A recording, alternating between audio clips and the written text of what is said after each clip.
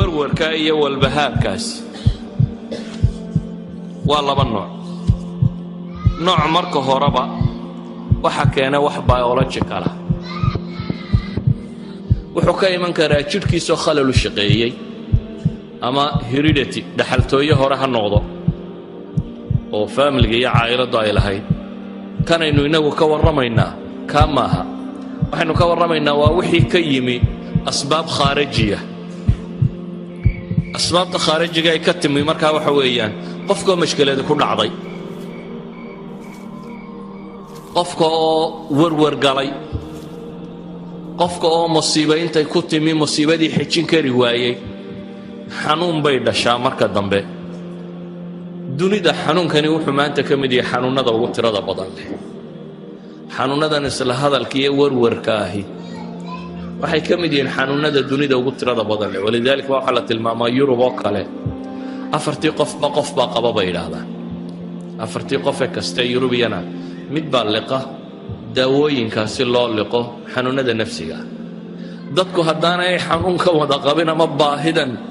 iطmi'naankii baa la waayey weeyaan dadku xasilloonnidii iyo degganaanshihii qalbiga ahaabaa lumay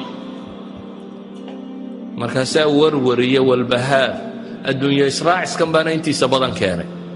maxaa cilaaja baynu leenahay marka maxaa dawaa ugu horrayn waxaynu leenahay kitaabka qur'aana iyo sunnada nebiga calayhi salaatu wasalaam wiqaayo iyo cilaajba wuu ku soo arooray wax lagaga dhowrsado warwarka iyo walbahaarkaasi wuu ku soo arooray oo marka horeba dafciya oo qofka laasima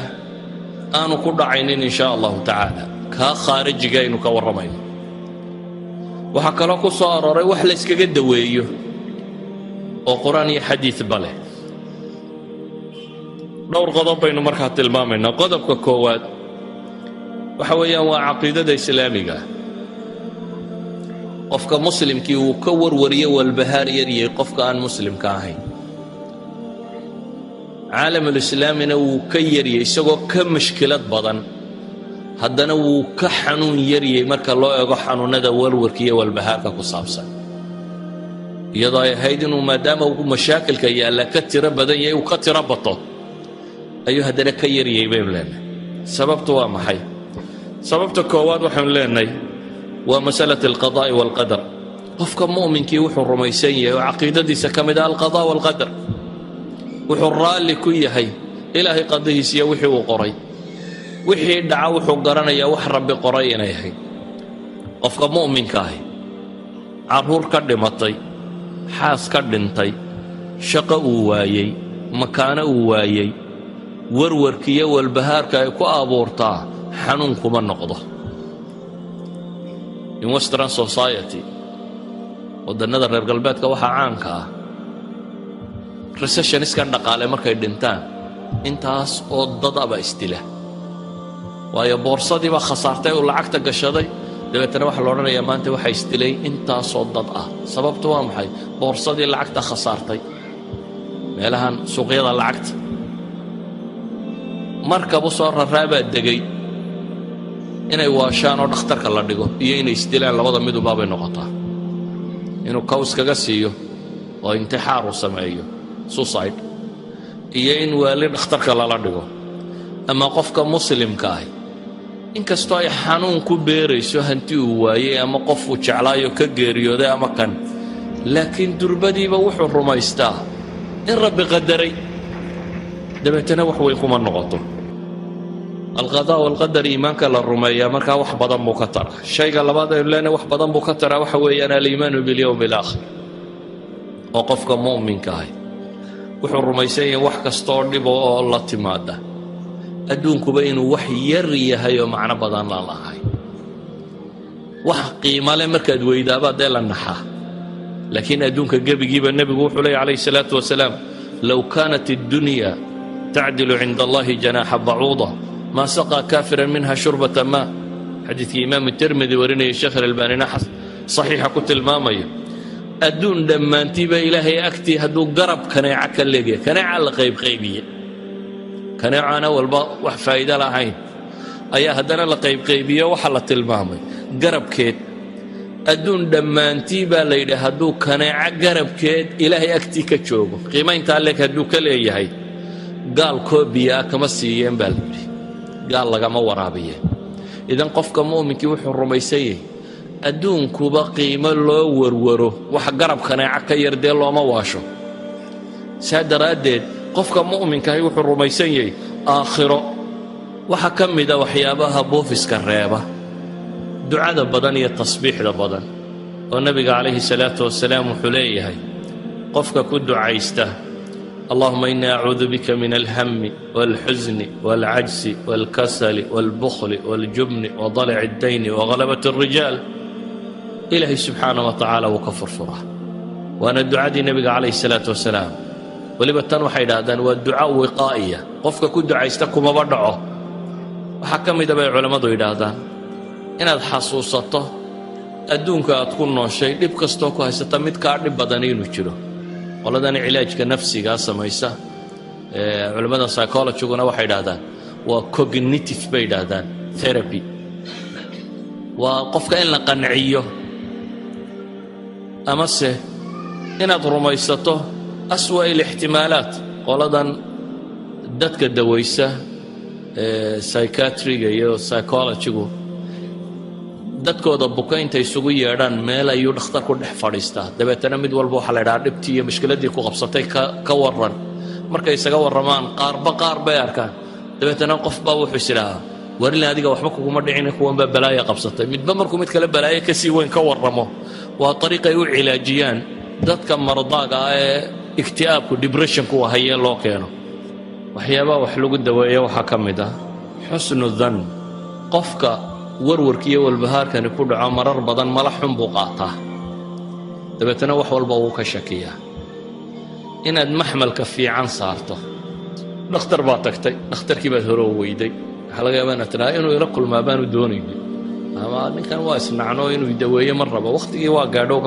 waxaa laga yaabaa inuu faylkaagii waaye uu daydaeyo waxaa laga yaabaa in gaadhigii uu soo socday traffic jam dhacay aanu meeshaba soo gaadhin waxa laga yaabo xusnu dhanni haddaad ku xambaarto warwar kugu hayn mayso haddaad se mala xun markiiba sii qaadato warwar bay kugu reebaysaa walidalik baa ilaahay wuxuu inaga nahiyey yaa ayuha aladiina aamanuu ijtanibuu kaiira min adanni ina bacda danni isman waxaynu u baahannahay oo ka mida waxyaabaha nolosha lagu daweeyo dhibtu markay dhacdo sida loo tasarrufo oo ah inaad u arag mushkilaadka wax weyn ee inaad u aragto shalay baan waxaan idiin tilmaamayey axadu saalixiin la yidhi nin baa la yidhi wuu ku xantay dabeetana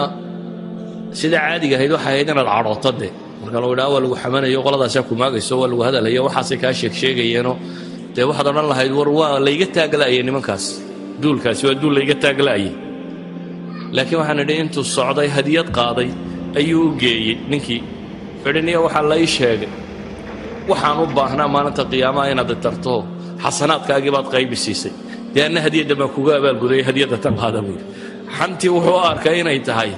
dee nin xasanaadkiisii wax ka bixinaya wixii uu shaqaystay salaadii iyo soonkiisii qayb ka miduu kuugu deeqay intuu ku xamanayey waayo aakhire waxaa la yidhi dee marka laysu soo tubo qof walba qofka kale waa looga goynayaa oo xasanaadkaaga dadka loo qaybinaya haddii xasane laga waayana sayi'aadkood idan haddaad si fiican u fakarayso depressionku iyo cadaadisku qofka kuma dhaco waxaa ka mida baynu leenahay qofku inuu garto amal inna maca alcusri yusra nolosha inaad amal dhigin inaad garato dhib kasta oo jirta in berrito sayajcal allahu bacda cusrin yusra in ilaahay subxaana wa tacaala u fudaydinayo waxaan ku soo koobayaa wakhtigoo iska kooban daraaddeed qof kastoo uu xanuunku ku dhacay waxaan leenahay dhakhaatiirta la xidhiidh atibada nafsiga ahi waa dhakhaatiir wax daweeya idan waxaan idinkula talinaya waxa weeyaan kow qofka mu'minkii hadday masaa'ilkan khaarijiga iyagu iska daweyn karaa laakiin kuwan iyo kuwa kaleba haddaad la tashato tabiibkaaga waliba khaasatan waxaan jeclaan lahaa tabiibka nafsiga inuu tabiib nafsi oo muslima noqdo waayo kaasaa garanaya sida aad u fakeraysa rasmiga maskaxdu hadday si qaldan u fakerto waxay soo daysaa awaamir qaldan ama qanjidhada jidhka ku jira dheecaamada soo daaya waxay soo daynayaan dheecaamo qaldan oo ama dheecaan loo baahnaa inuu soo baxaa baan soo baxaynin dabeetana jidhku siduu wax u maamulaya qaldamaya ama dheecaan quantity yar looga baahnaa buu jidhku dheecaan badan ka soo daynayaa dabeetana jidhku siduu u shaqaynaysaa qaldamaysa xanuunada nafsigii intooda ugu badan haddaad qarsatana xanuun cudwiyana way sameeyaan calool xanuun bay keenaan rheumatism bay keenaan wadna xanuun bay keenaan maxaa la yidhaha sonkorow bay keenaan blood pressure bay keenaan kullu dalik xanuun nafsiyi wuu keeni karaa bay culammadu yidhahdaan marka intaad xanuun nafsiyo fudud iska dawayn lahayd hadhow yaad la eedaadin dhiikar iyo kaadi macaan ama wadna xanuun yaad la eedaadin xanuunku waa isku wada mida waxaad u baahantihi haddaad buufis dareento iyo haddaad buuq dareento haddaad seexan weydo iyo hadday cadhadu kaa badato haddaad cadho badan dareento haddaad shaki badan dareento haddaad wax maqmaqasho sidii qof codaduun maqlaya ama in la xamanayo haddaad midaba aragto qof uun ishiisu mararka qaarkood dad hayru caadiya wax arkayaan marar badan baanay jibinkan iyo waxaan ay isu sheegaysaan ahay ay yihiin xanuun psychological oo u baahan inaad dhakhtar tagto idan ikhwati fi lcaqiida ugu horreyn waxaan ku leenahay caqiidadaada saxo waa sax wardigaaga badiyo dikrigaaga laa ilaaha ila allah subxaana allah alxamdu lilah salliga nebiga badso waa lagu degaa cibaadaadkaaga badso rabbigaa kalsoonidiisa badi basharka iyo waxay walaaqayaan ilow intaa kadibna haddaad daawo u baahantahay isdaawee waa yar dhakhtarta